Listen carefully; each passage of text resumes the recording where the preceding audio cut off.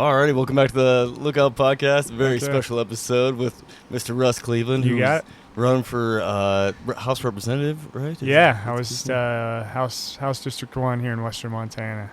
Yeah, man, and So- I didn't really know too much about you until one of my good friends, Stephen Weber, yeah. put me on your stuff, and I was like, oh, dude, and I started following you, of course, and and when that didn't work out, you changed over to Dads Against Dark Money, which got me more interested. Yeah, and yeah, absolutely. For folks listening who aren't familiar with Russ, let me get a little bio real quick. At the top, it says about Russ, an independent Democrat, U.S. Navy veteran, aviation electrician, HM14. Family, husband to Dr. Kate Cleveland, father of 7. Home is St. Regis, Montana, Madison Ranch. Coach, high school coach, community builder, and business co-founder, Rocky Mountain Kids, finance professional. Yeah, A busy guy. you nailed it. Dude, yeah. Well, man, like I said, I didn't know much about you. I saw the signs around town and stuff, and you kind of grew up right here in Stevensville, right? Yeah, this is my old stomping grounds right here. We're St. Mary's Mission, just a block away, and Dude. this is the old streets we used to wander around back before social media and the internet, and before we had anything better to do. So. True, man. Great town. Love Stevensville. Oh, me too, man. I'm so fortunate to be here. It was more like an accident, just kind of like where we could afford, to Really? end up, and this is where we were. And like I was saying right before I hit recording, this kind of ties into it. And I was just talking to Russ and telling him how much I appreciate all the stuff he's doing because once I had kids and grew my family and started making bigger financial decisions and seeing the inflation, all these things, and the life of a blue-collar person slipping away, right? The opportunities. And then seeing, like, you come in, with the Montana plan, which we'll get into here in a minute, You and bet. then just, all the reform that you're looking for and just trying to get money out of politics and That's right. get it back in the hands of the people, man. It's like, oh, man, this is what I need to see, and a younger fella, Yeah.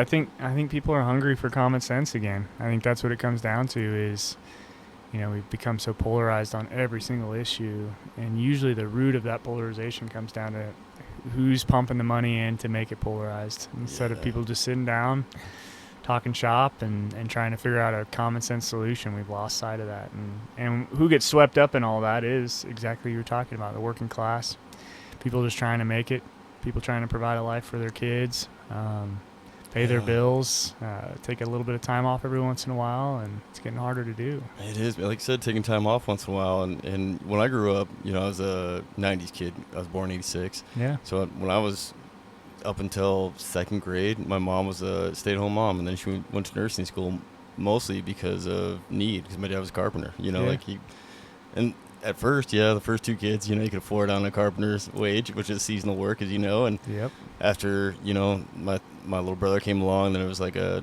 need for more income in the household, and then we were doing all right, having 2-income household, but then, nowadays it's not even an option, right?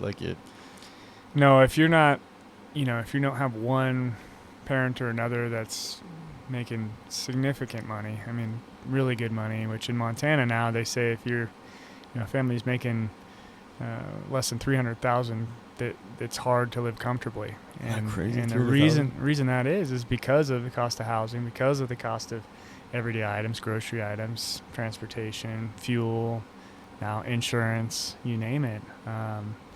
That's a high number. I could have never imagined that number growing up as a kid. We were a sole income house. My dad, we lived right here in Stevensville out off of 3 Mile, and my dad worked for the FAA, and we thought we hit it big when he was making $50,000 a year, and there was 3 or 4 of us in the house at that time growing up, and kids, and that was upper income for Montana back then. Yeah, totally, man. I mean, when I was in high school, it was like 2000, 2004 were my years, and even towards the end of that, 2004 range, I was still leaning towards being a teacher. And I was like, man, if I can make $30,000, I'll have a pretty good living in Montana. Yeah. But I was in Whitehall, Montana. Yeah.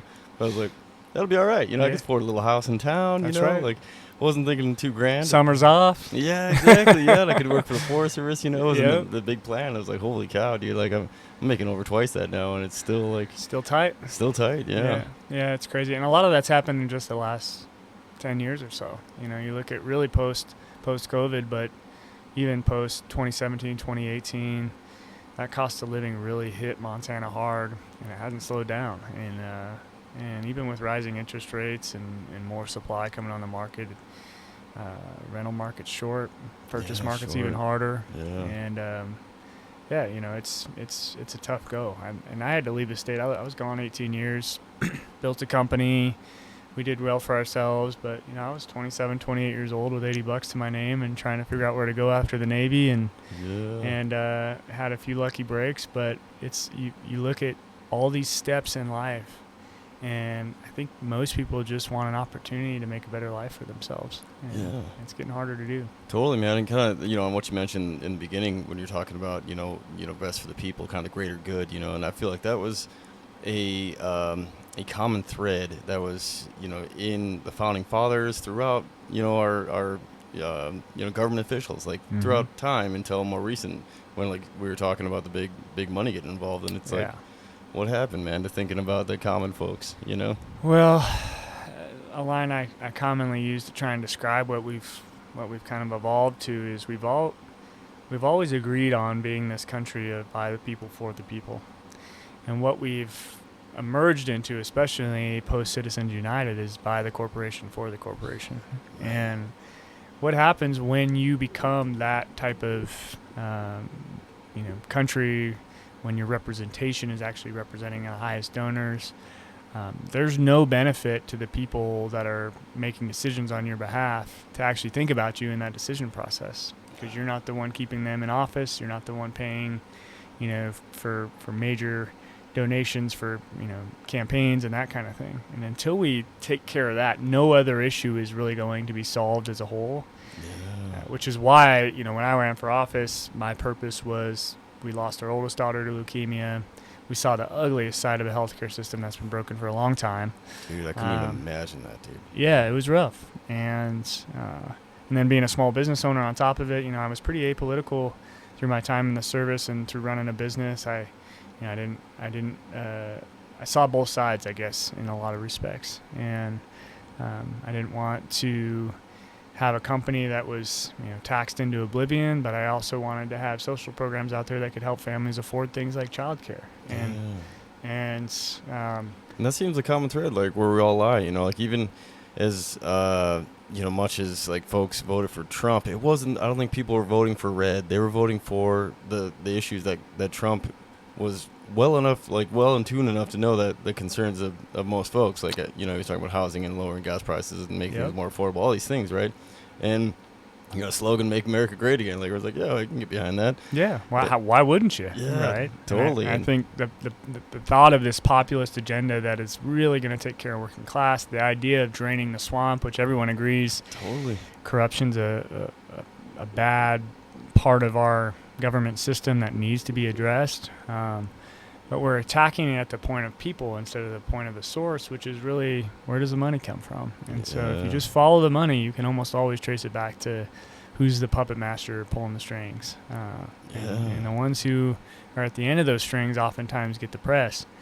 But really, if you just take the time, and it's harder and harder to do because of dark money, but if you take the time to look back and back and back and follow that money back, you see that we're looking at the left and the right are two arms of the same beast. And 100%, man. And too, like along those lines, like we were just saying, the voting I think shows that it's more in the middle, right? No one's voting extremes, really. I mean, a few probably, but like the majority of humans, like we all want the same thing, you know. Like when we may lean towards a different color for whatever reason, like small town, leans me a little more right because like gun rights and things of that nature. But like most people are kind of want to be able to defend themselves in some manner, want a good police force so they feel safe in their community. Like, I mean, everyone kind of agrees on the basics, Common sense. That's what I'm talking about. Yeah. You want your kids to have a good education. You want to have a chance. If you want to start a company, you want the opportunity to prosper and for that company to do well. You want, an opportunity to buy that house that you've worked hard to save up for.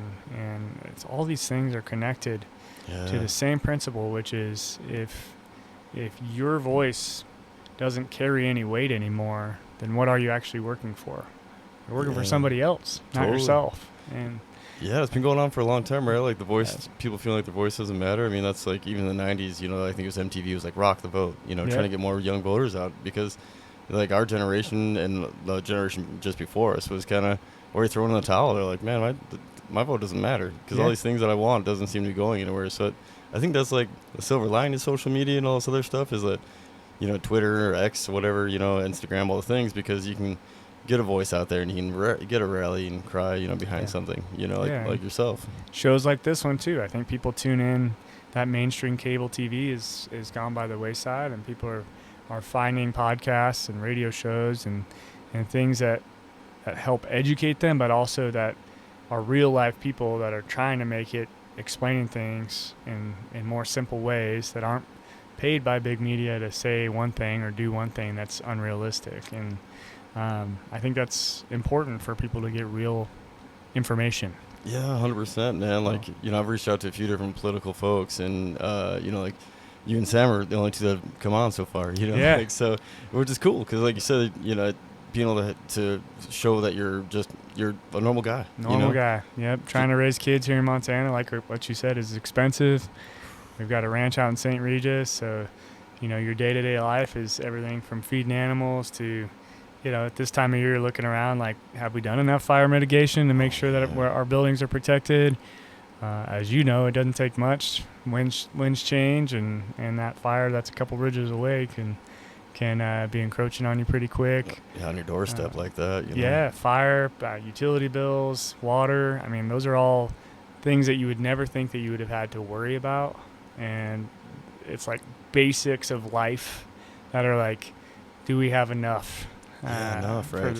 For the basics, and that's a big question mark for a lot of people right now. Yeah, 100%, man. And like, the price of fuel, and people are making different purchases that they might not. Like to me, it's not really that safe to be cruising around in a Civic in Montana. Because like a Honda Civic or Volkswagen Bug, because we have moose and stuff out there. Like I was in a little WRX cruising up to West Yellowstone when I was jumping out of there, and luckily I was puttering, and I was just like not in a rush to get back, and it was just like this beautiful night, like no moon, and I was just cruising. I was just by Quick Lake, and all of a sudden, just like the night moved a little bit, something a little darker than the dark, right? I'm like, what in the hell? So I just like kind of puttered up to it. I mean, I was like at the belly of a moose, and I'm sitting in my car, my little WRX Subaru, and I'm like, man, that'd have been the end of me, dude. If I was going the speed limit, like, because that was like a 60 mile an hour, 65 mile an hour road. Yeah, and I was just puttering lucky like 40 or something. And I just happened to like catch it, Lucky. like.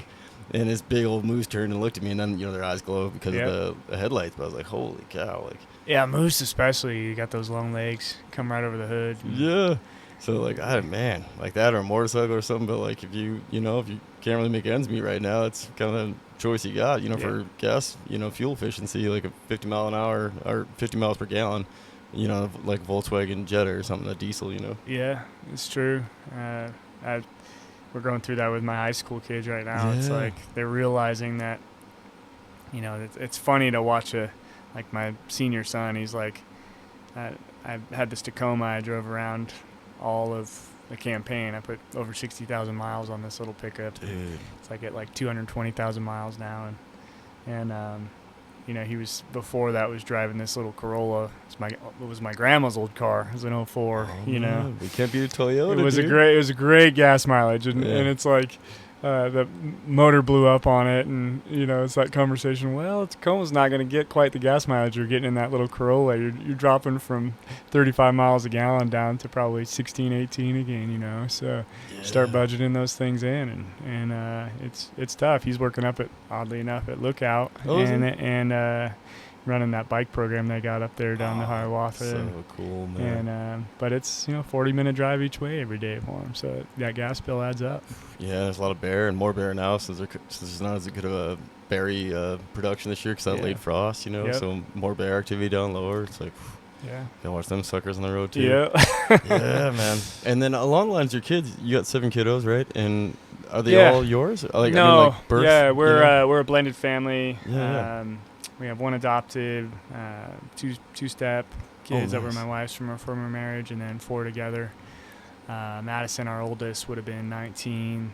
She's the one that had leukemia and passed away in 2020. And that was really my inspiration for running and seeing that side of a pretty broken healthcare system that unfortunately impacts way more people than we realize. I mean, adults too, not just kids, but people think they have insurance and are either underinsured or don't have the right insurance to cover them for those type of things. And we had the best insurance we could buy, and that first month treatment for her was still over $300,000 after insurance. Yeah. Because you have to do all these tests and these special medications and all these different things that are all that fine print you have in your insurance policy that they find a way out of paying. Yeah, which is it's crazy. It's big corporations taking advantage of everyday people. Yeah. So I've got this chip on my shoulder because of it that I think drives me, and that's what's helping me push me to do this work. So. Well, it sucks that it's for that reason, but I appreciate the hell of you doing it, because I know, like, for folks listening, like, you just heard Russ explain, like, how busy his damn schedule is every day, and to be able to still do this, man, like, still chase this because it's the right thing to do, because it's for, like we mentioned earlier, the greater good, right? Like, you could just be like, well, take that loss and that sucks and be a little bitter about it, but you're like, wow, man, I'm not gonna, like, I think that's where our generation is, like, really strong, is like, we're not the sideline type of folks. It's like, if I see a problem, man, I'm gonna try to fix it. Yeah, I mean, there's more than one way to skin a cat. Yes. And Sam won that election. It was a great race. I think there were several great candidates in our race in particular, and I agree, man. I think we're really putting our best foot forward in that particular race, in terms of, we had three or four candidates step into it that were like wanting to do it for the right reasons, and I think for me, of course, I thought I was the best candidate. We all did. Yeah, Otherwise, I think we'd have got out of it. But the democratic process worked, and people voted, and I hate seeing in other races people get so bitter, and of course there's reasons to be bitter. There's all the dark money influence. It was in our race too. It absolutely was, man. Like, and you can be bitter about it, or you can look at it and say, hey, look, there's more than one way to skin a cat. If I'm really determined to make a change, you don't just do it by that one office. It's by getting involved in your community. It's by getting involved in efforts like the Montana Plan, what I jumped on with. It's by supporting the people that are promoting the things that you think are the way forward, and whether that's politically or advocacy work or whatever that might be, and getting off the sidelines and staying involved. It's really easy, especially our generation, to unplug and just try and ignore all the the different elements of this, but we need our generation to take the torch. It's time. It is time, man. And you gotta look at it like we talked right before this, like, what kind of world are you going to create for your kids, right? Or for the next generation, even if you don't have kids, like, what are you leaving? And you're always supposed to leave it better than you found it, right? Like, that's like one of the golden rules. It is. So it's like, that's, we could do better. And I think our generation's, like, a little more motivated to do it, like, I think the generation before us, I don't think they had the knowledge we have, the awareness. Well, certainly experiential. I mean, if you think about the different experiences that we have in being, I'm only a year or two older than you, and we grew up in a time that didn't have internet, or it was emerging, but it wasn't common, No, I didn't have it in my house. I didn't either until I was in high school, and then we had one cell phone for the whole family by the time I think I was a junior or something like that. Same. And it was like a cell one. There was no texting or social media or anything like that. And social media kind of came on in college a little bit, but it was super elementary. And then now we're exploded. That's like everywhere and everything. And so I feel like we've had this weird bridge generation where the boomers before us really hold all the wealth and did really well for themselves, but it was also much more affordable, and the opportunity was ripe to do so. And now we have a tech-heavy world where things are more expensive, and it's harder to break into kind of building a life for yourself like that. And so it's going to take our generation to be solutionists and try and figure out how to bridge the gap. Yeah, 100%, man. So. Yeah, bring the solutions, like you said, and like you're saying, the Montana Plan, getting dark money out of politics, and that's it. Yeah, and talking to my friend Stefan, he does research, and he's the one who helped connect us. He was talking about history repeats itself, right, and how this happened before with the Copper Kings, and he said there was a little bit more of a violent start to that, upheaval, but the Copper Kings were doing the same thing, but a little bit smaller, because they were doing it more just in the state government, not on the national government as much, as far as I understand, Yeah, the Corrupt Practices Act of 1912 was passed, post that era because we were basically buying Senate seats, and Yes. you had politicians paying for votes, which is effectively exactly what we have right now, but in a different form. It's through the mechanisms that a post-Citizens United world has created, which has allowed, since Citizens United was overturned in 2010, we've seen over $4 billion be spent just on independent expenditures to Jeez. influence elections. Well, I didn't know it was that recent, 2010. yeah, Man. it's not even 2 decades old, and that's the important reminder, people, is look, it was a 100-year gap there between the Corrupt Practices Act of 1912 and when Citizens United was overturned, that we operated just fine Yeah. in terms of campaign finance and donations and the ebb and flow of politics. But this just giant uphill turn in political spending since Citizens United nearly doubles every year. It's getting to the point where we're going to start seeing billions spent in presidential year elections, especially on the regular, not as a one-off. Yeah. And you think about what that money could be spent on, that's so much better than politics, advertising, consultants, etc. Yeah, man. And I saw a little glimmer of hope a few years ago because, I think it was Easter. So, like Easter being a religious holiday. One of the big churches in, I want to say, Kansas. I'm just shooting a state out there, but it was a really big church in Kansas, and they usually have like over $1 million campaign for Easter, like come for Easter, mass. Is that no? Is it mass? Is it mass? I should know more. But yeah, like instead of like campaigning to get people to come, they're like, people come on their own free will. Instead of using all that money towards this campaign money and just like kind of throwing it out the window, we're gonna take all that money and we're gonna get rid of, I think, medical debt in the whole state. This was like back in 2018, 2019, I remember hearing this on the radio, and I was like, whoa. So I had this glimmer of hope. I'm like, man, if these, this big church is going to do it, like maybe more people do this. And then that was a one-off. That's one of my biggest arguments is, there's this keeping up with the Joneses mentality. So for those that are your listeners that don't know, the Montana plan is a ballot initiative now that will be on the November ballot here in Montana that would ban corporate and dark money in political spending here in Montana. So what I mean by political spending is, we come into a campaign year, you get all those mailers, for example, that have, I'll just use your business name as an example, but the Look Out Podcast for Americans or something like that. It's some PAC you've never heard of, or super PAC. They're spending on some advertisement that largely is untrue most of the time, but they're trying to persuade public opinion. We have no idea who put that money in. There's no origination source for those dollars. There's no cap on the amount of spending. We don't know where the money came from. We don't know what their intent is. We don't know who they're connected to. It's breeds corruption in its maximum amount. And so what the Montana plan says is, look, corporations are a large part of that independent expenditure spending, but Citizens United said corporations should have free speech just like people do. What Montana plan is doing is saying, look, corporations are defined at the state level. A state's charter determines what a corporation can and cannot do. So instead of saying, well, we have these powers as a corporation, they have the right to use those powers, we're saying, yeah, you're right, they do. But we're going to change the powers at our state level and say that political spending can no longer be part of that.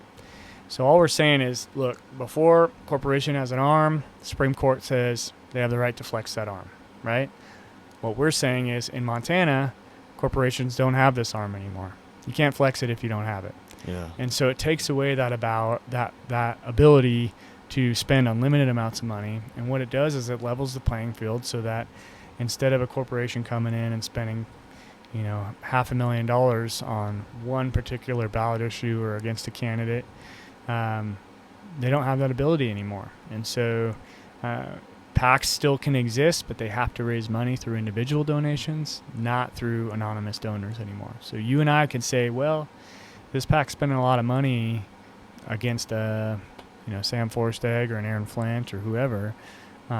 We want to see who's backing them, and we'll be able to see every single person that's donated to them after the Montana plan passes. So it's transparency, and it's limiting, corporate overreach, which I think most Montanans will be able to get behind. Yeah, totally. I know I can for sure, man. I mean, like you said, at least being able to see where their money comes from. Like, say, someone offloads a bunch of money, and I'm trying to think like an old business that doesn't exist anymore. Like RailLink doesn't exist anymore, right? Mm-hmm. So just like for them, for existence, like if RailLink was still a company, and right now I'm just using it as more of a made-up story, but RailLink dumps a bunch of money into like someone, like say I'm running for office, into my, they'd be like, wait a minute, why is RailLink what all this Luke, giving all this money to Luke? What's this about, Yep. And you can probably see like they have something they're battling, like some kind of tax thing, maybe, or maybe land they're trying to, get That's access right. to or whatever. Like there's something behind it, and it's not for the common, Well, commoner. and the problem now is we don't even know if it's RailLink because there's no tail to it, right? There's no thread. Yeah, it's they disguise themselves as one pack donating to another, Yeah.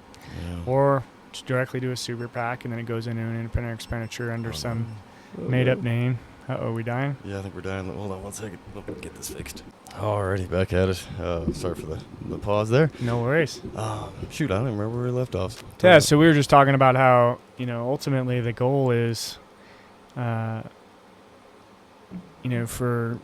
everyday Montanans' voices to not be diminished by a pay-to-play culture, which is corporations have an unlimited amount of money to spend, and you and I barely being able to, afford everyday cost of living items, let alone participate in any type of donations for, politics or ballot initiatives or candidates. So, yeah, it takes the commoner out of the fight, right? Like it does.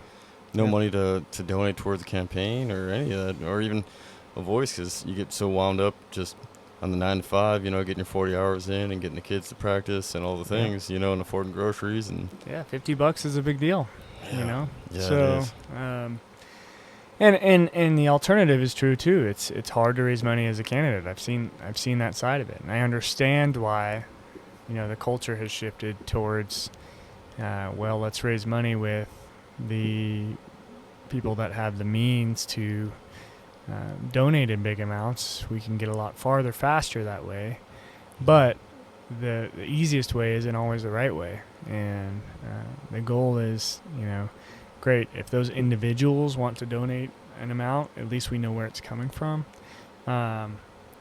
We don't want them to have the ability to hide it behind a corporate veil or through anonymous donations to PACs anymore. So Yeah, totally, man. And just, a lot better to see where it's coming from. And like we've been, hammering on the, beating the dead horse, I guess, as it were, like about, giving the power back to the people, and people, should have a say in what happens in their local, government and all the national government, like where their money goes. Like that's the biggest complaint is, that I've been hearing lately is people don't even have a clue where their taxes go. Like, all right, I'm getting taxed like a ton of my paycheck. Where's it all going? Like, I don't have a say in it. Like, shouldn't I have a say? Like, I wanted to go to education. It's for my kids, or, say you wanted to go to roads or whatever your concern is in life, Yeah, and I think the long and short of it is that we should all celebrate transparency and promote it, and we should celebrate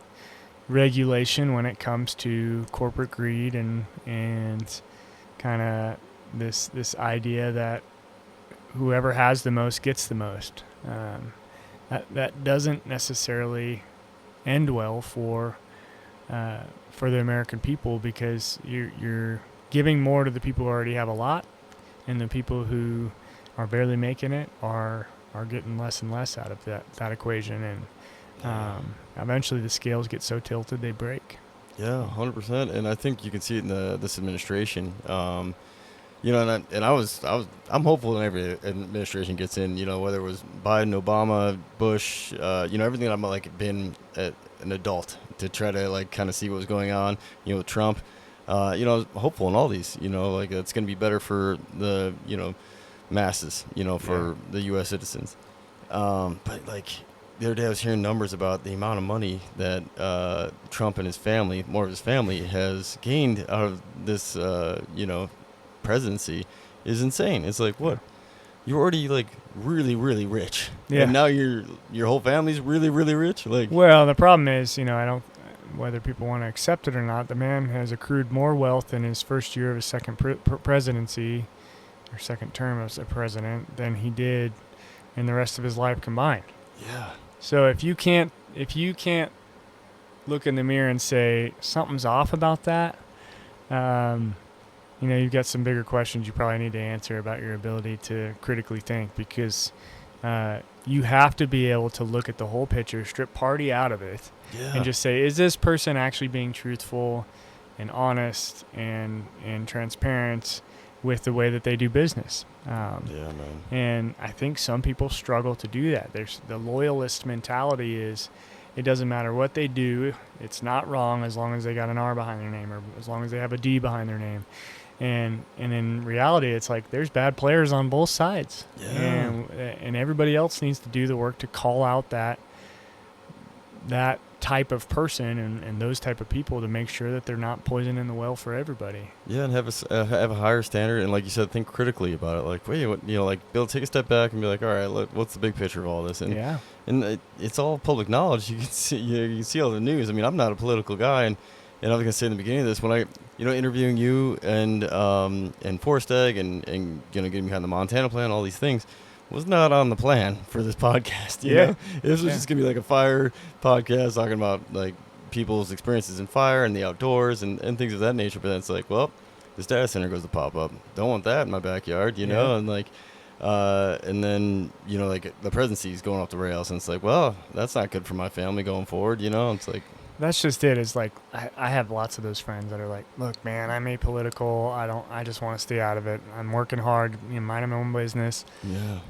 And it's like, you have to realize that I was that way too, but you have to realize that politics is involved in all those things. You can't look at the state of, fire is a perfect example in this country, and not see that everything else that is contributing to those factors, whether it be manpower and funding, or whether it be, drier conditions and worsening fire conditions over the last several decades, like you have to look at what the root of what those causes are. And at some point in that evaluation, you're going to stumble upon some type of political involvement, whether it be legislation, or whether it be budgeting, or whether it be tax dollars, or whether it be manpower, or whether it be aviation is a big one, man. Yeah, in aviation, the fire world. Because like you said, even if you're just trying to keep your head in the sand and just do your job, worry about your crew or your team or that fire, whatever you're trying to do, if you're the incident commander of that incident, you still like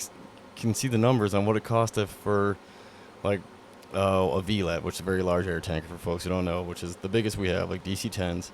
Like what it costs just to have the thing sitting there, and then what it costs for an actual like dump, and it's like, is that thing needed all the time? Like that's a lot of money going out the door. That's a lot of money. And then they got the boots on the ground. Me and my fellow firefighters, and not as much me anymore, are not like one. I don't even know the numbers anymore. But back when I was jumping, I like 1 week of that thing sitting was like more than I might make in my career or something. I did the math on it, and I was like, wow, like that's pretty skewed for like me doing the majority of the work, and that thing, flying once that whole pass time. Over. Yeah, it's like hurts the soul. You look at it, you're like, what is going on here? I was the same way in the service. That was kind of my aha moment. I was an aviation electrician, went in as a search and rescue swimmer, and I worked on H-53s, helicopters. Oh, yeah. We were, heavy duty equipment. Basically, our job was towing. Our squadron swept for mines. We'd tow these big sleds behind a helicopter in the water and sweep for mines, clear all the channels so ships could pass through safely. But it was the same way, and that was kind of what, I grew up in a conservative household here in Stevensville, Montana, and super pro military and pro 2A and all these things. And I went in the service, and then I would see us be ordered to fly every single aircraft we had off the flight line for weeks on end just to burn jet fuel so that we could get the budget back. And here I am in E4 barely making rent, and working 18, 20 hours a day, not even getting full night's sleep. And it's like, something's out of whack here. Totally. We're not thinking about priorities right. And same thing happens in the Forest Service. You got to use your whole budget, because if you give a little bit of it back or it's not there, you won't get that same budget the next year. Back? You won't, and you get like a quarter of it even. They won't even like short you a little bit, like even half. They'll give you like a quarter. Yep. And you can't operate on a quarter. You know. So you can't blame the guys deciding to use it because they know they're going to need it. There's going to come those years. Yeah. You had a couple lighter fire years the last 2 years in this area at least, and then you look at this year and everything's burning up. It's like, took away all the budget because we had a couple lighter years, you're not going to have what you need for the heavy year. Yeah, exactly, man. And There's a happy medium for sure, right? Happy middle ground. Again, it comes back to common sense stuff, and those that are driving the decisions away from common sense are usually the ones that have some political power or financial gain out of that decision. Totally, man. We need to do whatever we can to get back to common sense. And the biggest common sense, the most important thing I believe on this ballot is this I-194, the Montana plan. And it's important that people vote yes on it, because all it does is say, look, you're a voter in Montana. You deserve to know who's putting money into your politics, number one. And your voice shouldn't matter less than a big corporation's. Yep. And if you believe in those two things, then you should vote yes on I-194, because what we're saying is good. Get the hell out of our politics. We want the people in Montana being the ones that decide what's best for them, not some out-of-state corporation, super PAC, etc., who really don't care about what's happening here on the ground. They see a financial gain here, and they're going to invest in it. Yeah, 100%. You know, like in the data center thing was what I saw firsthand was That's that, it. Yeah. you know, they weren't from Montana, and they were trying to shove a data center on the Blackfoot, which is like this most iconic river in fishing probably, you know, with a movie with Brad Pitt, you know, like about Missoula, Montana, you know, and fly fishing. It's so iconic and beautiful, and, you know, like all of us use it. And without any say from us, they're going to just shove one in there and like, well, like at least give us more information on it. You know, like I don't know if they're all bad, but like the way they're reacting to it and not giving up any information makes me think that they're bad, you know? So it's like until you can give us a good reason of like how it's not going to affect the environment, you know? That's the thing is, especially with industrialization, nothing good comes fast from speed. Yeah. Meaning we might be the first out the gate, or we might have the most data centers, but we're also going to have the most issues when we don't take time to do things that are preventative in nature that are going to make sure that we don't have some disaster down the road. Totally. We already have, I believe it's 4 times the more than the next biggest country in terms of quantity, and that's not even talking about what wants to be put in. And so there's this massive investment. AI is going to be it's going to change our entire way of life. We know that. Yeah. And there's some good that can come from it. But I think taking the time to make sure that the investment in that, whether it be in data centers on the ground or whether we look at other options in space, or, you know, things that are less impactful to our environment here in places like Montana. Yeah. Take the time, invest right, and do it the right way. And I think we'll appreciate it in 30 years when we're not trying to recover from some short-sightedness of moving too fast. Yeah, where either people's wells were in dry, or the river end's dry, or there's just pollution in the water, in the groundwater. Like they're seeing in the East Coast. I mean, Virginia is a perfect example of it. I was stationed there. I know some of those places that they put some of those mass data centers in, and you know, people's faucets that should be running 30 gallons a minute are literally trickling, and it's copper-colored water coming out. You know, it's disgusting. Yeah, it's like, what's in that, man? In a country like the United States, you know, we pride ourselves on being the best country in the world, the richest country in the world. It's like, why the hell would we not take the time to do it right and make sure that we preserve things like potable water coming out of our faucets in our own homes? You know, that seems like a pretty sensible thing. Yeah. But we're giving too much power to the ones that want to make money off of that as an asset. Yep. And things like water should not be corporations first, people second. Yeah, it's non-negotiable, right? Yeah. Drinking water, food, clean air, you know. The essentials. Yeah, exactly, the essentials, man. Goes back to that Maslow's hierarchy, you know. You go back to like, look, people deserve clean water, fresh air, you know, access to food and shelter and medical care. You achieve those things, your country, your democracy, your constitutional republic, whatever you want to call it, will remain great. You start monetizing those things, and the blocks crumble on the foundation underneath you. Yeah, then people rise up too. Mm-hmm. You know, like I think we're starting to see that. Yeah, absolutely, man. More common folks. I mean, even I don't follow politics that well, but Blankenship is running against Bodner, and I'm trying to remember the other candidate. So you have Bankhead. Oh, Bankhead, Yep, and Bodner. Now Woodman filed as a write-in candidate. Kyle Austin, and then Almey's the Republicans. So there's 5 now. Oh, dang. 4 on the ballot, 1 write-in. In a crazy mathematical race. I mean, you think about it in terms of we're used to a Democrat and Republican on a ticket, and oftentimes a Libertarian. But now to throw in an independent in the mix, a strong independent, and I think a Libertarian that's polling higher than most Libertarians do, in that 5 to 11% that oftentimes is like 3 to 4. The characteristics of this race are complicated, to say the least. Yeah, there's been a lot of stuff online, and from what I just gathered from just little snippets, it seems like Bankhead is more of a blue-collar person, blue-collar gal. And yeah, she has a pretty distinguished military record, has worked in public service basically her whole career, in chasing child traffickers and that sort of thing. A really, really honorable service. Kind of came out of nowhere. I think a lot of people are wondering, what her background was, and she was slow to get some of that information out. But so far, everything she's been saying has matched up with her record of service. Bodner's got a little bit more public record here, being the former president of the University of Montana, just like Almy does with his law career, and so I think. It's caused a lot of division, especially on the Democratic side. Yeah. People asking one or the other to drop out, and it gets complicated because it's like, Bankhead, she had, I think, 48,000 votes in the primary, and that's been her kind of ticket to stay in.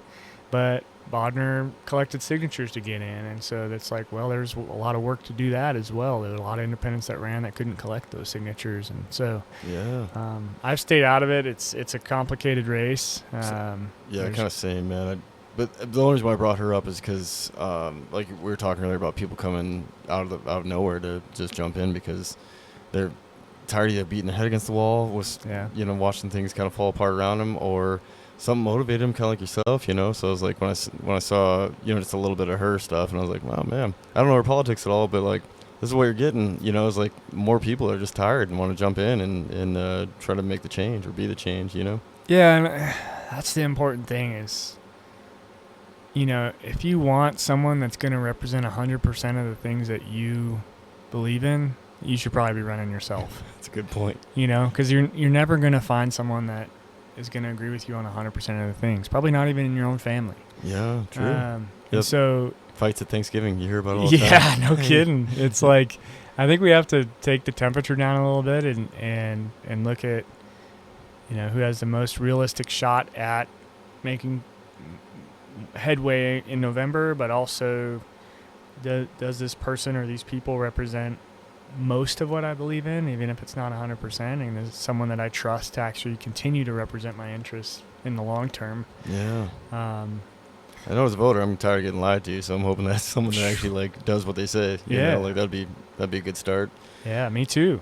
And that's that was me. I was heading down that road. I'm like, I can keep bitching about this, or I can get in the fight and try and do it myself. So 100%. What's next for you, man? That was next thing I want to ask you. I don't know. I think a lot of different options. I love the work I'm doing now with Ep.130. It feels good to be doing something that I'm passionate about that is really focused on bringing people back together, not an us versus them thing. It's like, look, this is really good for all Montanans, and so especially in this ballot where there's so much division, I'm like, this is a great initiative that I think brings people unifier. Yeah, it's very few unifiers out there, and this is one of them. A lot of people are excited about it. It's pretty groundbreaking in terms of kind of national approach to changing the Citizens United decision or impact long term. There's at least a dozen other states right now that are looking to do something similar. Hawaii already passed it through their state legislature. That's great. Yeah, dude. So we'll see what the courts do with it, but we're strong belief that the 10th Amendment will kick in, and that is what preserves the state's right to, modify a corporation's charter at any time. And so, like I said earlier, that First Amendment right, freedom to speech, is not infringed upon because it's just their charter determines what they can and can't do. It's that simple. So, but as far as what's next for me, I got kids at home and a family to take care of, and we'll see where the river flows. I'm kind of open. So. Oh, that's great to hear, man. And I I guess I got two more things on that. And one is I'm glad you're still in the fight because that's my friend Stefan. We were talking when he was giving me the background on you. He's like, I just hope that he continues in because he was really like he was really just supportive of everything we're doing, right? Like your your messaging. I mean, even you were saying, like no dark money, and then like when you changed your handle, like that was about when we were talking, and I mean a little bit before that because you were still in the race at that point when I first got clued India. Unfortunately, too late, but.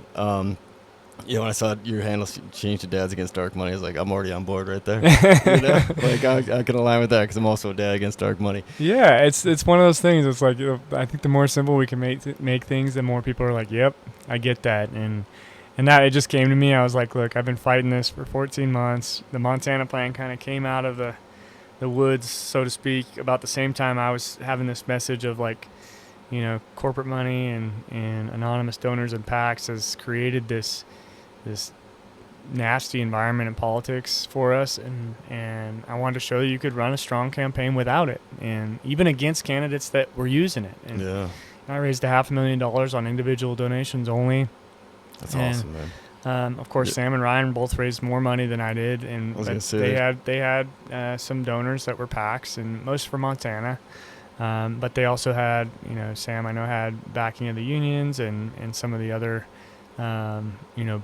strong organizations here in Montana that I helped get him across the finish line, which is fine. But my message was still delivered, which is, look, this is still a way you can still get out there, talk to people, put boots on the ground, campaign the old-fashioned way, and make huge headway. No one knew who the hell Russ Cleveland was 15, 16 months ago. Yeah.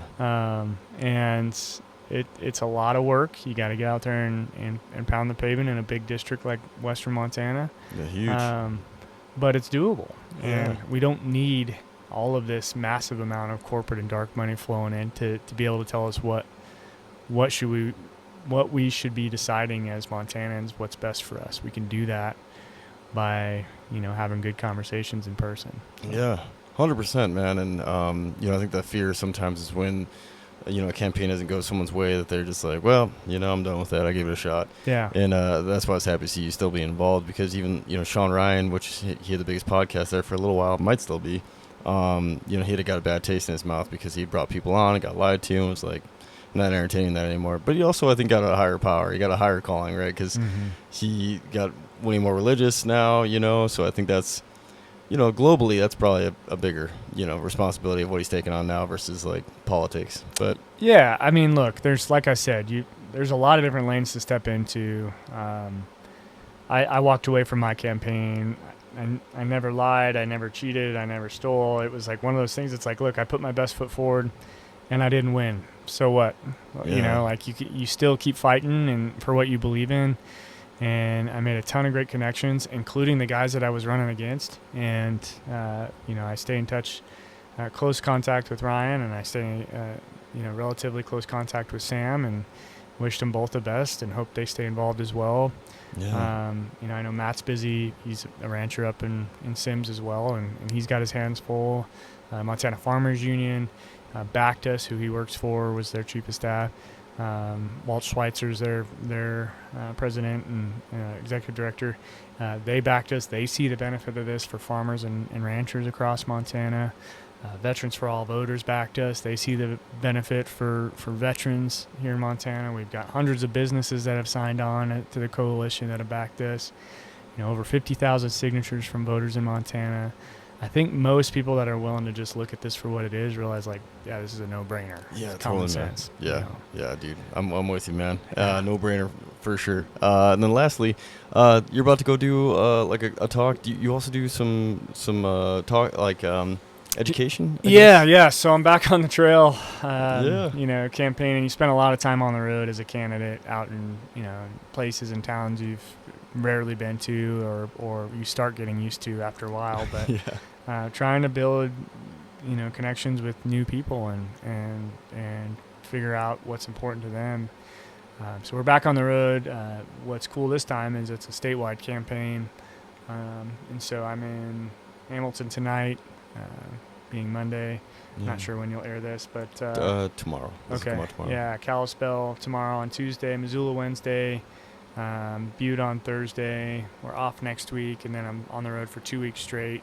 We'll be hitting, Helena, Great Falls, Havre, Billings, Bozeman, Miles City, Glendive, Lewistown, all over the state. It's doing what these business roundtable is what it is, but it's really a community roundtable. It's just showing that small businesses really need a voice again in Montana, and they should not have to compete with these multinational corporations that have billions of dollars to spend. If you're a business in Montana, you should be able to call up your representative and have a good relationship and say, hey, this is going to hurt or help my industry, and I'd like your support on it, and not have to have a 5 or 6 or 7 figure check attached to doing that. And if you can get behind that, that's exactly what this is about. It's bringing representation back to people and the businesses in Montana, and it's an opportunity to get out and learn and ask me questions about what this is all about. So. Oh, huge, man. Well, I appreciate you doing it. I appreciate you spending time in this oven with me. Jeez, hey, man. It's we're slow baking in here today. About 100 degrees now. The air conditioner's not working at all. So these aren't tears. These are, it's kind of sweat tears. But thanks for tuning in, folks. Like Russ was just saying about all the places you can catch him. Social media, Dads Against Dark Money. Yeah, montanaplan.org is the website for the Montana Plan. Perfect. Check that out now, too. If you're a business and you're interested in putting your name on the list of supporters, mainstreetmontana.org is where you can add your name to the list, and there's no financial or partisan commitment. It's just you saying, yep, I want to get dark money out of politics too, and that's about it. Like you said, no brainer, man. And for folks, there's probably going to be some other people that aren't, some bad actors that are going to go against it, so come talk to Russ in person. Like he'll dispel some of those rumors for you. Yeah. Come with questions. We're happy to answer them. No hidden agenda. Again, nonpartisan initiative. We're just looking to do what's best for our state and get corruption curbed. So. Yeah, man. Oh, dude, I'm behind it 100%. Well, thank you so much for spending time with me, Russ. Thanks for having me, brother. You. Appreciate it. Yeah. Thanks, folks, for tuning in.